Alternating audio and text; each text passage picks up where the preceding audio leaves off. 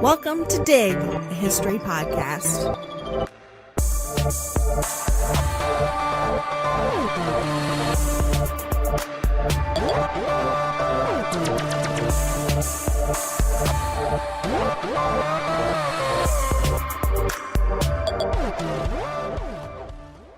"1968 was an extremely turbulent and painful year in the United States of America. The Vietnam War was in full swing, as well as the protest movement against it. Gallup Poll results in February of 1968 showed that fully half of the American populace disapproved of President Lyndon B. Johnson's, or LBJ as he liked to be called. They disapproved of his handling of the war in Vietnam. By March of 1968, LBJ notified his party and the nation that he would not run for a second full term in office. In April of 1968, beloved civil rights leader Martin Luther King Jr. was assassinated. In June of the same year, popular New York Senator and former Attorney General Robert Kennedy, or RFK, was assassinated too. Then, the August Democratic National Convention in Chicago erupted in protests and police violence, the likes of which many in the U.S. had never seen. Needless to say, 1968 was a traumatizing year for the U.S., and I've just mentioned the high points. Today, as an addition to our series about important elections, we'll be discussing the American presidential election of 1968 within the context of the larger political and social upheaval happening in the United States during that time. I'm Elizabeth. And I'm Sarah. And we are your historians for this episode of Dig.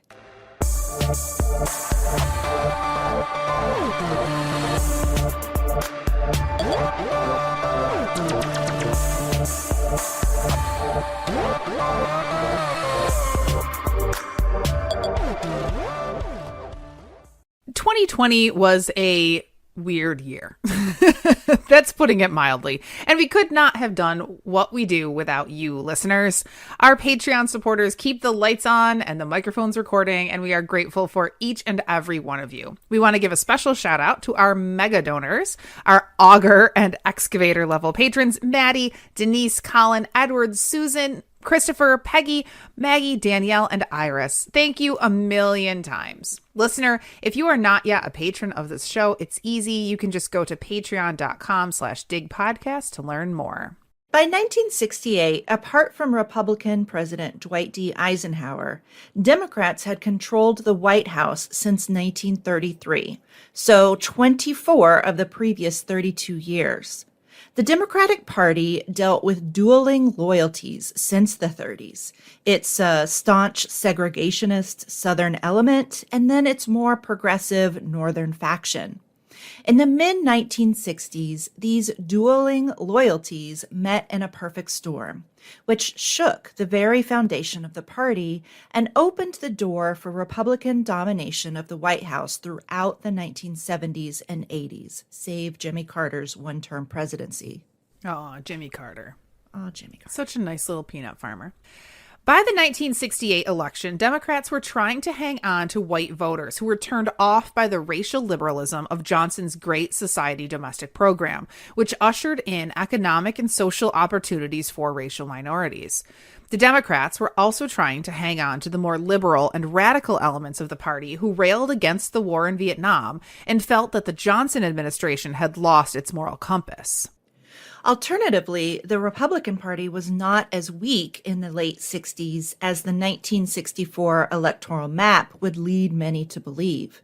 In the election of 1964, LBJ beat Republican Barry Goldwater in a landslide victory. However, Goldwater did win 5 southern states, which historically had always gone to the Democrats. This move by many white Southerners to the Republican Party was a signal of what was to come in subsequent elections and guaranteed that the election of 1968 would be a real political contest. Complicating matters in the 1968 election was the addition of a third-party candidate, George Wallace. The former governor of Alabama, who had famously declared segregation now, segregation forever, was a master at channeling the resentments of white Americans who feared black people were encroaching on their privileges. The civil rights movement was making real strides during the 1960s. Congress passed Public Law 88-352, or more commonly known as the Civil Rights Act of 1964, which prohibited discrimination based on race, color, religion, sex, or national origin. Provisions of the act barred discrimination in hiring, promotion, and firing in employment. It also prohibited discrimination in public accommodations and federally funded programs. Basically, the Civil Rights Act ended the legal sanction of Jim Crow laws. Also, Congress passed the Voting Rights Act of 1965, which ended discriminatory voting practices like literacy tests and poll taxes, ushering in a wave of new black voters. It's worth noting, however, that the Voting Rights Act was immediately challenged in courts, and although the Supreme Court issued a number of rulings that strengthened the law, the pushback to the Voting Rights Act shows us how entrenched racism did not simply go away with the passage of a law. Instead, candidates used dog whistle tactics that equated quote-unquote big government with race. In a campaign speech, George Wallace spoke to a white audience who were against school integration. He promised them, quote, "When I become president, there won't be one thin dime available from federal funds to pay for all that school busing." The Republican presidential candidate in the election of 1968 was Richard Nixon, who ran on a law and order and states' rights campaign and railed against liberal government programs like Johnson's Great Society. So the political and social playing field in the 1968 election was highly polarized. The social changes and upheaval of the mid to late 1960s made the presidential contest of 1968 just that much more electric. As early as November of 1967, the presidential race of 68 was shaping up. Senator Eugene McCarthy of Minnesota announced his candidacy for the Democratic National Party presidential nomination on an anti-war platform. McCarthy is a kind of interesting character. He began his early career as an economics professor and served as a codebreaker during World War II. In 1948, he was elected to the House of Representatives, where he served until he was elected to the Senate in 1964. He became a staunch adversary of LBJ's handling of the Vietnam War as it progressed, earning him accolades from young political Democrats who were against the war. Young people flocked to his presidential campaign, with men shaving their beards and cutting their counterculture long hair to, quote, "get clean for Gene," and campaign for him. I know, that's funny. McCarthy's run for presidency didn't gain much traction, as LBJ, the sitting president, was still the assumed candidate for the Democratic ticket. However, that changed in January of 1968. This photograph that you have here of this gentleman being shaved, getting clean for Gene. Yeah, getting clean for Gene, being shaved on account of his political work is just fabulous, and it reminds me of like the weird cultural and social importance that we put on things like facial hair. Like hair, yeah, I know. It's so interesting because facial hair changes so much because, like, you know, in the 19th century, a beard would have been like the symbol of like manliness and adulthood. If you don't have whiskers, like, what's wrong with you?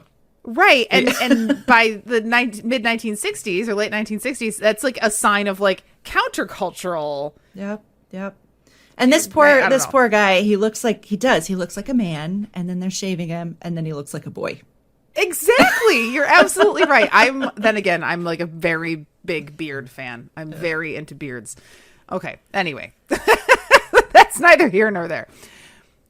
A major escalation of the Vietnam War began on the holiday of Tet, the Vietnamese New Year, on January 30th, 1968.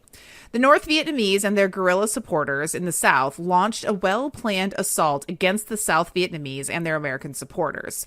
American news stations displayed shocking footage of the United States Embassy in Saigon being overrun and heavy fighting occurring in the streets.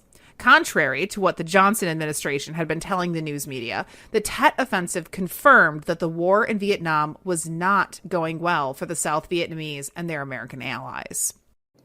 The North Vietnamese launched the Tet Offensive with the plan that a mass uprising of supporters would topple the American-backed South Vietnamese government. This did not happen, however, and the North Vietnamese suffered heavy casualties in the tens of thousands.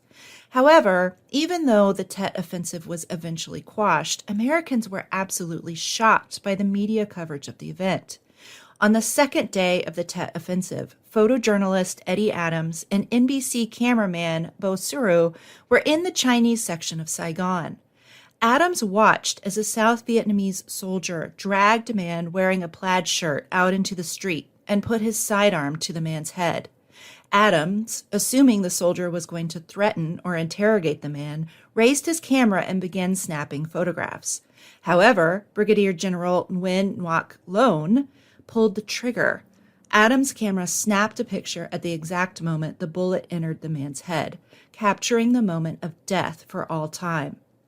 NBC cameraman Bo Suru captured the execution of the man on film, who turned out to be Nguyen Van Lem, a member of the Viet Cong who had allegedly killed a South Vietnamese general and his family. Both the photograph and the video affected many Americans and made many feel that they were allied with the South Vietnamese in a war where they had no connection or shared values. Yeah, if you've never seen that photograph, we will definitely put it in the transcript on our website. But man, what a disturbing photograph that is. It is, and you've probably seen it even if you didn't know you have. Yeah, you'd probably recognize it when you see it. Yeah. In February, a Gallup poll reported that 50% of the American public disapproved of Johnson's handling of the war in Vietnam. Later in the month, CBS Evening News anchor Walter Cronkite, a man known as the most trusted man in America, questioned the rosy picture that government officials gave about the war. After spending a week in Vietnam, Cronkite editorialized that it was unclear who won the Tet Offensive, and from the way he saw things, the war was going to end in a standoff, not a resounding victory like American leaders had been promising.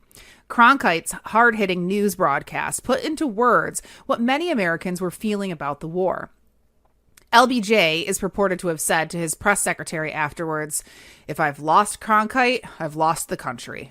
A few days later, on February 29, 1968, the Kerner Commission released a report that warned America was a nation, quote, moving toward two societies, one black, one white, separate and unequal. The National Commission, headed by Governor Otto Kerner of Illinois, was created in response to urban riots in the summer of 1967. Unfortunately, the report spurred no major policy or cultural changes. It did, however, highlight the stark reality that America was not a land of equal opportunity. And we should also add, this is during the height of the FBI's COINTELPRO, short for Counterintelligence Program. COINTELPRO was originally designed to disrupt the activities of the Communist Party, but expanded to include domestic civil rights groups. It succeeded in suppressing numerous rights organizations on the left. In fact, a few weeks after the Kerner report, FBI Director J. Edgar Hoover secretly ordered COINTELPRO to, quote, neutralize and discredit Black Power and civil rights groups in order to prevent the rise of a Black Messiah in the Black Power movement.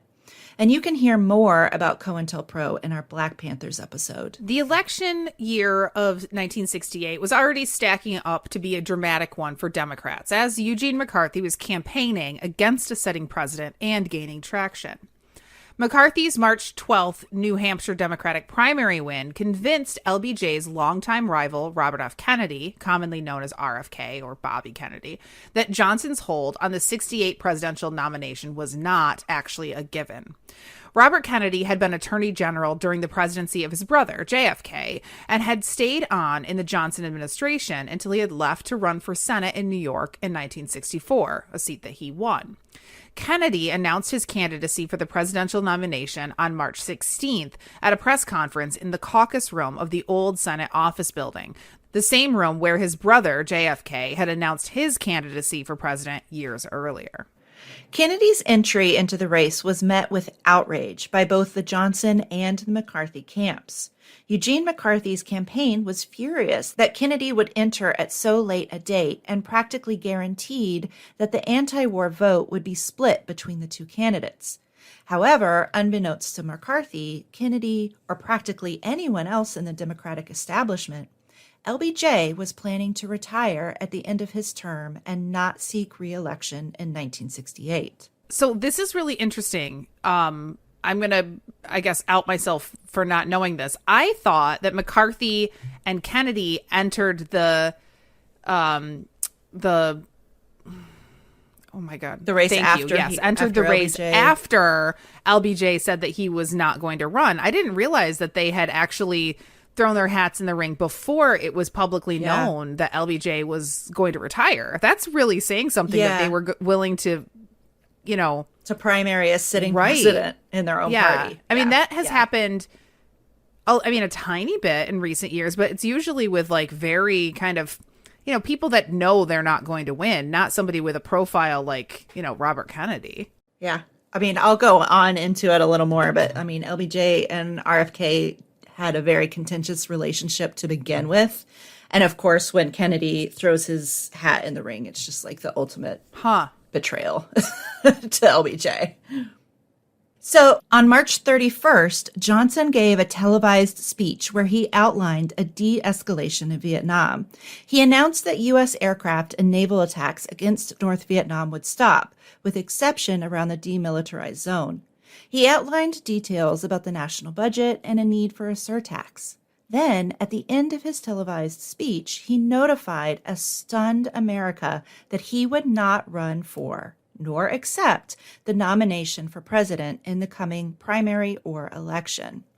He said, quote, "With America's sons in the fields far away, with America's future under challenge right here at home, with our hopes and the world's hopes for peace in the balance every day, I do not believe that I should devote an hour or a day of my time to any personal partisan causes or to any duties other than the awesome duties of this office. Accordingly, I shall not seek and I will not accept the nomination of my party for another term as your president." Much has been written about LBJ's refusal to run for a second full term. On its surface, some assumed that it was because McCarthy had a good showing in the primaries, Kennedy had joined the fray, and Johnson was suffering from low approval ratings. However, LBJ presidential transcripts and diary entries by Lady Bird Johnson reveal more personal reasons for the president's departure, his extreme fear that he would be stricken with a debilitating health issue while in office. In fact, he had even debated not running in 1964 after serving out the remainder of JFK's term. Johnson was extremely worried his health would give out, as many in his family had died young or had disabilities in their old age. In fact, he'd already had one heart attack in 1955 and was afraid he wouldn't survive another. In a post-presidency interview, he said, "Every time I addressed the Senate chair in 1959 and 1960, I wondered if this would be the time that I'd fall over. I just never could be sure when I would be going out." Johnson was deathly afraid he'd end up like Woodrow Wilson, who suffered a stroke while in office and spent the last years of his presidency incapacitated. And effectively, wasn't Woodrow Wilson's wife like running the show? His wife was running the show. Yeah, nobody knew that he was upstairs basically. Yeah, it's absolutely nuts. Anyway, when refusing to run for a second full term, Johnson professed that by foregoing the election, he would be able to give his full attention to the war in Vietnam. After announcing he would not run for a second full term, Johnson was free to focus on the war full time and apparently felt a greater ease once the decision had been made. For weeks, letters and telegrams poured into the White House commending Johnson for making such a selfless decision, and his approval ratings rose to nearly 60%. Only a week after the nation experienced the shock of LBJ's announcement, the unthinkable happened. While in Memphis, Tennessee, assisting African-American sanitary workers with their labor strike, Martin Luther King Jr. was assassinated by a white supremacist. At 6:01 p.m., while speaking to Reverend Jesse Jackson on the outdoor balcony in front of room 306 at the Memphis Lorraine Motel, A lone bullet struck King in the right cheek and then severed his spinal cord. He fell back on the balcony unconscious, but still alive. King was rushed to St. Joseph's Hospital, but was pronounced dead at 7:05 p.m. on April 4th, 1968. News of the killing reverberated through the country, sending many Americans into the streets in violent rage. Riots began across the country almost immediately, and so did gloating by white racists. Even all the way in Vietnam, some white GIs paraded around dressed as Klansmen in celebration of King's murder. Robert Kennedy was on the campaign trail, set to give a speech in Indianapolis, Indiana, when he heard the shocking news. Standing on the flatbed of a truck, Kennedy addressed the mostly black audience and solemnly gave them the news of King's assassination. Many of the audience screamed in grief. I think I've heard a recording of this or seen a recording of it. There is a recording, and I've got it linked in the show notes. It's really powerful. Yeah. It's an audio recording. Mm-hmm. Kennedy spoke for just under 5 minutes, acknowledging the anger and rage many would feel, and told them he understood their anger, as his brother was struck down by an assassin's bullet just 5 years earlier. He said, "For those of you who are black and are tempted to be filled with hatred and mistrust of the injustice of such an act against all white people, I would only say that I can also feel in my own heart the same kind of feeling. I had a member of my family killed, but he was killed by a white man. But we have to make an effort to understand, to go beyond these rather difficult times. So I ask you tonight to return home, to say a prayer for the family of Martin Luther King, that's true, but more importantly, to say a prayer for our own country, which all of us love, a prayer for understanding and that compassion of which I spoke." For weeks, mourners expressed their sadness and rage over King's murder in different ways. As his body lay in state, with dignitaries and officials streaming by his coffin, young people took to the streets in cities across the nation. Civil unrest defined the month of April, with the worst riots happening in Washington, D.C., Chicago, and Baltimore. According to Press Secretary George Christian, Johnson was not surprised by the riots that followed. Quote, "What did you expect? I don't know why you're so surprised. When you put a foot on a man's neck and hold him down for 300 years, and then you let him up, what's he going to do? He's going to knock your block off." One of my favorite LBJ quotes. Oh, there's so many. There are. There's so many. As the nation mourned MLK and questioned its role in the Vietnam War, Johnson's vice president, Hubert Humphrey, announced his candidacy for the Democratic Party presidential nomination at the end of April. Humphrey had assumed he would be running for president in 1972, after Johnson's second full term. Johnson's March 31st announcement that he was not running for a second term surprised Humphrey as much as it had the rest of the nation. With little time to build his campaign, Humphrey announced his candidacy on April 27, 1968. Humphrey entered the race too late to compete in any of the major state primaries. Lucky for him, he had the support of much of the Democratic establishment in states that did not conduct primaries, so his path to becoming the Democratic national candidate was good even if he won no state primaries. The California Democratic state primary was held on June 4th, 1968. Robert Kennedy won the primary, winning 46.4% to McCarthy's 41.8%. RFK was pulling some of the anti-war Democratic vote away from McCarthy and quickly gaining in popularity. Additionally, the Mexican-American vote in California largely went to Kennedy. Spurred by support from labor leader Cesar Chavez, California's Mexican-Americans turned out in record numbers for RFK. That night, around midnight, Kennedy gave a victory speech in the Embassy Ballroom of the Ambassador Hotel. Upon leaving the stage, he and his entourage took a shortcut through the hotel's kitchen on their way to the press area. As Kennedy shook hands with kitchen crew and well-wishers, a crazed man named Siran came out of the crowd and shot RFK 3 times. One bullet hit Kennedy at close range behind his right ear, one lodged in his neck, and a third entered the back of his shoulder and exited his chest. 5 other bystanders were wounded by stray bullets. Kennedy was taken to the hospital and was pronounced dead 26 hours after the initial shooting in the early hours of June 6, 1968. Again, the country mourned not only a Kennedy, whose brother had been brought down by an assassin's bullet only 5 years earlier, but another civil rights leader. Although RFK's record on civil rights wasn't perfect, he was a staunch champion of the civil rights movement and had done much to further its cause. In 2 short months, the country had lost 2 of its most enigmatic leaders to bullets. As America entered the summer months, the country rumbled with protests over the war, coupled with anger, mourning, and violence over the racial reckoning that many were fighting to overcome.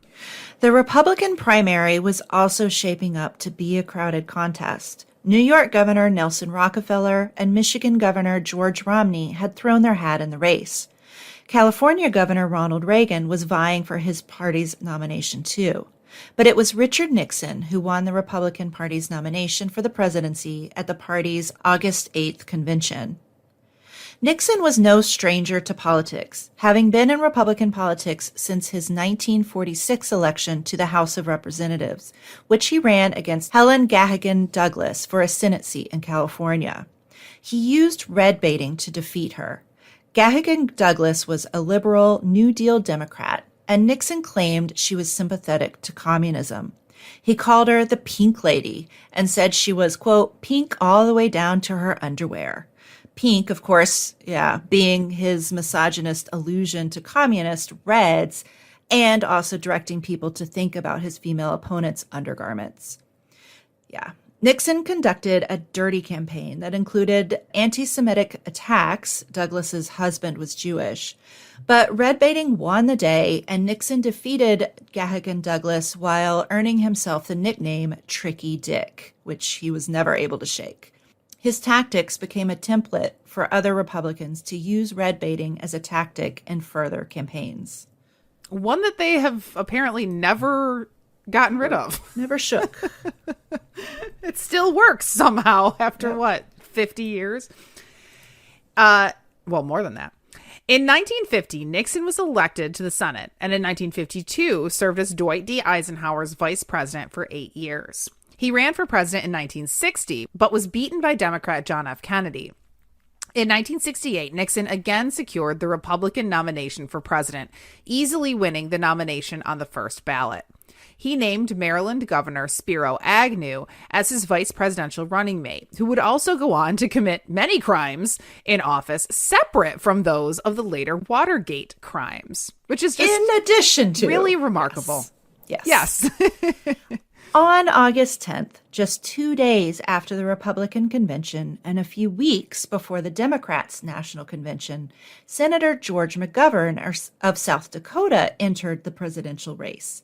Since RFK's assassination, Kennedy's supporters had not moved to support Humphrey or McCarthy in high numbers, leaving McGovern feeling like he had a chance of securing those voters. McGovern's entrance to the race was seen as carrying on RFK's goals in the campaign. However, as the Democrats were gearing up for their national convention, events on the world stage quickly grabbed headlines. On August 20th, Warsaw Pact countries, under direction from the Soviet Union, invaded Czechoslovakia, bringing an end to the so-called Prague Spring. Since January, under the direction of its new leader, Alexander Dubček, the Czechoslovakian government was moving towards decentralizing its economy and granting more rights to Czechoslovakian citizens.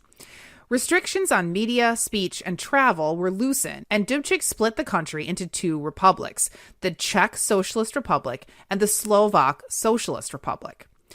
In response to these democratization moves by the Dubček government, the Soviets invaded with 500,000 Warsaw Pact troops and artillery to occupy the country. The Soviets assumed that it would take roughly a week to take control of the country, but citizen resistance held out for 8 months. America and its NATO allies, afraid to attempt nuclear war with the Soviets and stretched too thin in Vietnam, made the decision not to aid the Czechs in their bid for democratic freedom. Concurrently, liberal Democrats were working on the party platform for the upcoming national convention. Many in the party believed that a Democrat could not win the national election unless their party moved away from the Johnson administration's policy on the war in Vietnam. However, as acting president and leader of the party, Johnson would not allow the adoption of a party platform that was critical of his Vietnam policy.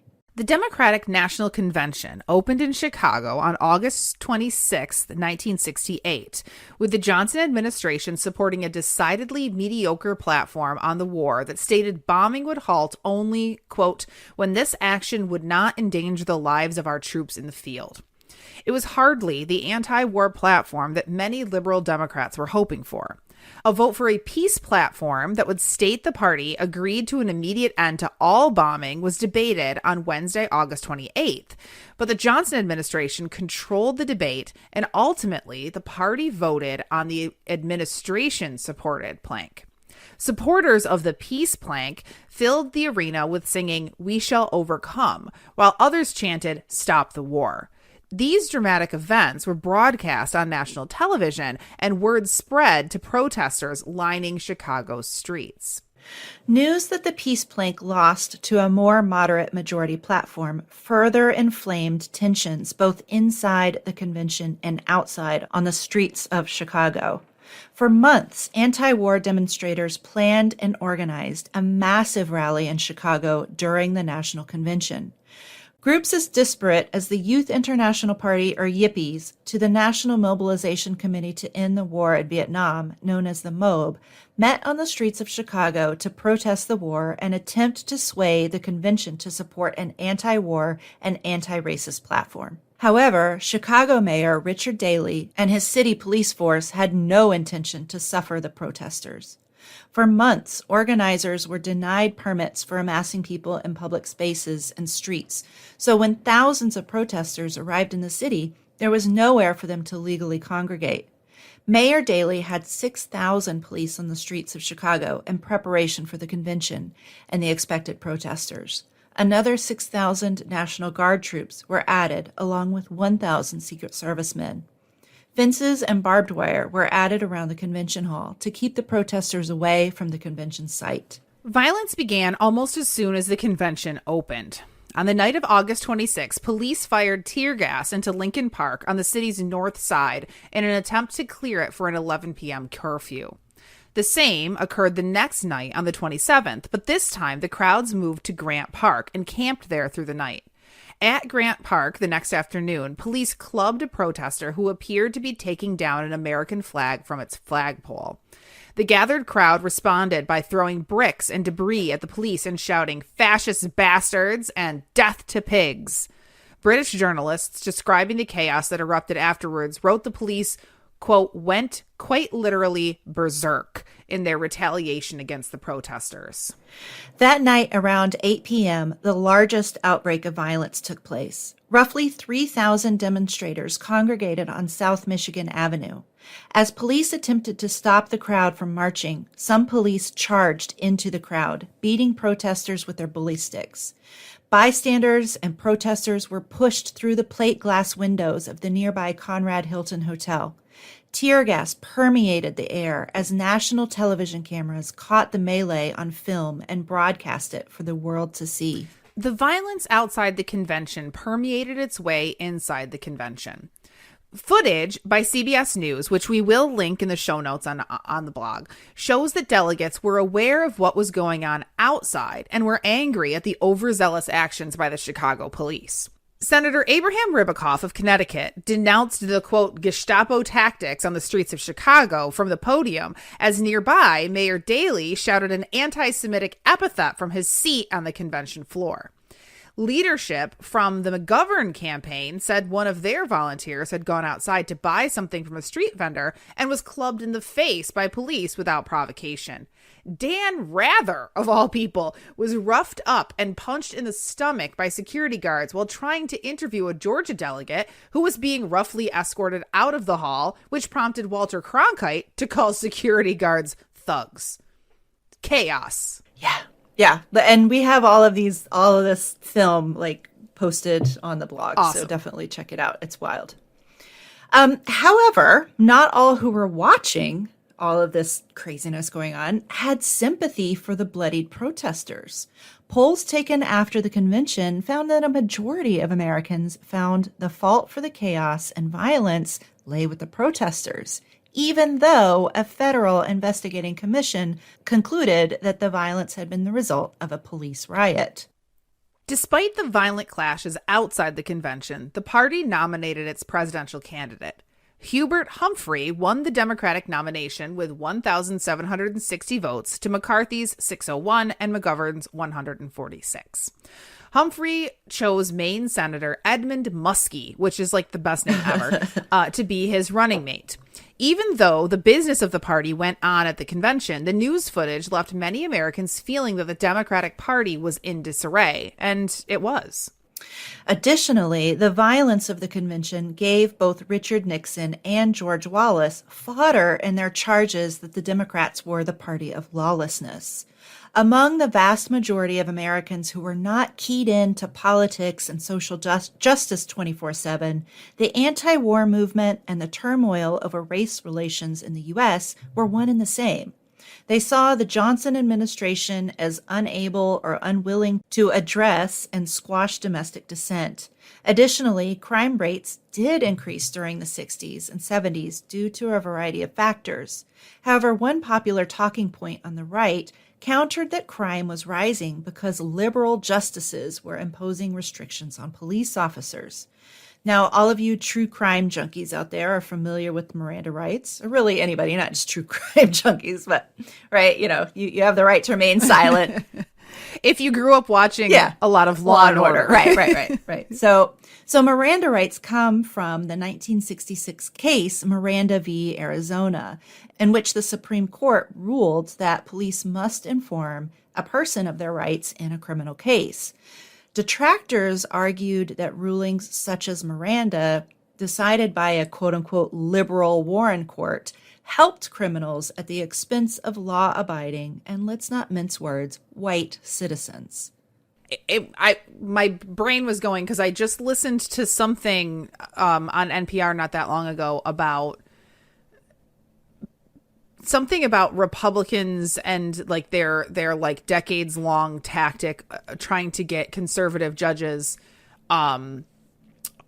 appointed, going back to like still being salty basically about the Warren court. And I was like, oh yeah, what? That just kind of blew my mind because everything I had ever learned about the Warren court was like, it was like a shining beacon of justice and good things. Right. And I had never thought about the fact that people were like mad about Miranda rights. Yeah. Not to conservatives. I mean, that's like the whole like John Birch Society. Like that's like kind of what fueled them was anti-Warren court. Crazy. So, yeah. It's great.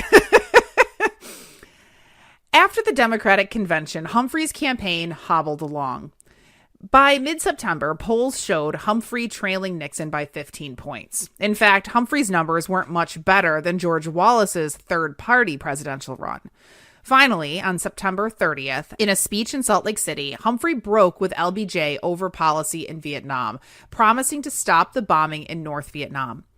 He immediately saw a bump in the polls, and supporters began showing up with signs that said, "If you mean it, we're with you." However, unbeknownst to the Humphrey camp, candidate Nixon was engaging in double dealing in regard to peace talks with Vietnam. On the surface, Nixon campaigned on conservative domestic points such as law and order issues and ending social welfare. He claimed that his support came from the quote-unquote silent majority who didn't subscribe to the counterculture or the pushback against the status quo. When asked about Vietnam, he gave vague answers, promising that he would end the war, but not how he would do it. He relied on giving broad statements about American values, and he maintained he wanted to avoid undermining Johnson's potential peace efforts in Vietnam.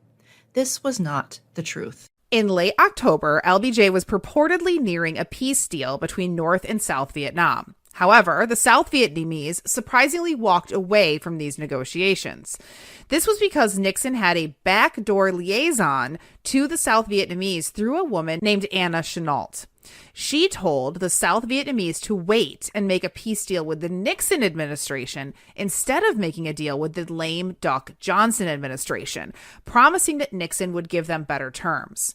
On the surface, Nixon professed to support Johnson's efforts, but behind closed doors, he was actively undermining LBJ's prospects of gaining peace, which Nixon feared would help the Humphrey campaign if Johnson succeeded. Tricky Dick. Tricky Dick. Wind of Nixon's double dealing spread throughout high levels of the administration. LBJ had Chennault surveilled and found out about Nixon's plot, which he equated to treason. But Johnson didn't act on the intelligence because he was afraid that if he exposed Nixon's double dealing, the public would see it as a political move meant to hurt his vice president's rival. Additionally, Johnson didn't have a smoking gun, so to speak, of direct evidence showing Nixon's involvement in the plot. In surveillance, Chennault always referred to the boss and never said her boss was Nixon by name. In 1980, Chennault confessed to her participation in the plot, but Nixon went to his grave professing his innocence. However, in 2017, Nixon's role in the Chennault affair was revealed when biographer John A. Farrell found notes written by Nixon aide and later Chief of Staff H.R. Haldeman, stating that Nixon had, in fact, directed an intermediary to persuade the South Vietnamese to not agree to a peace deal until after the election. Isn't that wild? It is. It is. It's wild and also somehow not all that shocking. I mean, I feel like the Nixon presidency is like a weird historian gift that keeps giving because it just never it never stops with like the crazy tricky stuff that they were doing, or like new things come out of the Nixon tapes on like a regular basis. It seems like it's wild. On November 5th, 1968, Americans went to the polls deeply divided over issues of civil rights, social welfare, and the war in Vietnam. It wasn't until the early hours of November 6th that Richard Nixon was declared the winner of the presidential race, winning in one of the narrowest popular vote margins in U.S. presidential election history. He won by just under 500,000 votes, even though his Electoral College victory was quite large. American Independent Party candidate George Wallace won 13.5% of the popular vote and carried 5 southern states in the Electoral College. That is also wild. That is bonkers. And also gross, because George Wallace is gross. It's gross. The deflection of aggrieved white Democrats in the North to Nixon and white Southerners to Wallace meant that the Democrats' take of the national vote was 12 million votes less than it had been 4 years earlier when Democrat LBJ beat Republican Barry Goldwater. From Nixon's presidency onward, the GOP positioned itself as supporting civil rights in general while avoiding using federal power to pursue anti-racist ends specifically. Republicans went on to dominate the presidency throughout the 1970s and 80s, save Jimmy Carter's one term. Repercussions of the disastrous Democratic Convention spilled over into 1969. Weeks after the late August convention, Chicago Mayor Richard Daley issued a report that blamed the violence on quote-unquote outside agitators, who were described as revolutionaries with an avowed purpose of a hostile confrontation with law enforcement.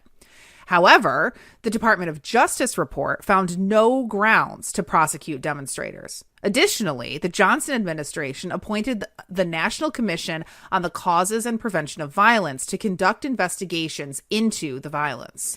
The commission released their report on December 1st, 1968, and laid blame for the violence on both police and agitators. The report stated that demonstrators had provoked violence, which led the police to retaliate with violence of their own, resulting in a, quote, police riot.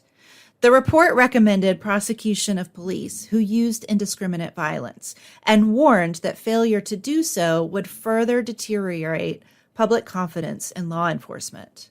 The U.S. District Court for the Northern District of Illinois convened a grand jury to investigate whether the organizers of the demonstrations had violated federal law and whether any police officers had interfered with the civil rights of the protesters.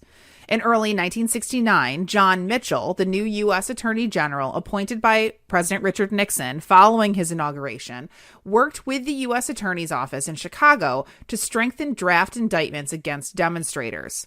This resulted in the Chicago 8 trial, later known as the Chicago 7 trial, after Black Panther Party leader Bobby Seale was granted a separate trial, but not before he was gagged and chained to his chair for refusing to obey Judge Julius Hoffman's contempt citations. The Chicago 7 trial is known as one of the great court trials in American history, and to many is an example of a political show trial against radical dissenters.